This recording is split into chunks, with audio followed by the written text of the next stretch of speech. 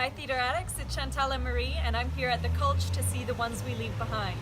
This show was done as a reading during this year's Fringe Festival as part of Advanced Theatre's New Works by Diverse Women's showcase, and so I'm here to see that today, and I've heard that there are themes of loss, of loneliness, and of the gap between generations and cultures, so I have a feeling this piece is going to hit really close to home, and I'll check back in with you after the show. So maybe I should have known this, but it was actually the world premiere of The Ones We Leave Behind tonight, written by Loretta Sato, and I just had a chance to catch up with her after the show, and I'm paraphrasing here, but she says, it feels a bit surreal and it's always a little different than you imagine, but it's also really rewarding to see your words come to life. So it's incredible to hear what it's like on the side of the writer to see their words up on stage. And so the story of The Ones We Leave Behind follows Abby as she investigates the lonely life of not so recently deceased Beatrice in order to find her next of kin. The first thing I noticed coming into the theater today was the set. The set was beautiful.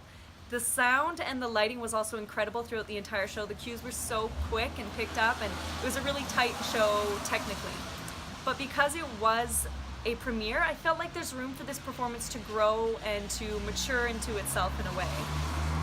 Unfortunately, we ended up sitting on the stage left balcony where a lot of the action between the mother and Abby and her mother, is happening below the balcony, and it was actually out of sight for us, which was disappointing because the mother character is so rich and so full that it made me feel like I was missing out not being able to catch that part of the performance due to the stage design. Some of the characters I feel like could have been more introduced, or I could have gotten to know them better, and sometimes I felt a little disconnected from some of the characters, but I also felt connected to the themes of this play. So even if I didn't always feel connected to the characters, I felt very connected to the themes, which were themes of duty, of identity, of disconnect, and of love. One thing that struck me was how the performance affected me even during intermission, because I looked across the balcony and saw a couple sitting there, an older couple, holding hands, just contentedly holding hands together, and it made me think about how appreciative I am that I'm here with my husband and that I do have people that care, because so much of this play explores loneliness and what it does to people, and how important it is not to act like we don't need anybody, because we do. I also felt like I had a window into a different culture from my own. One line that really stood out to me was as Abby's talking to another character and she's going through her own discovery of identity.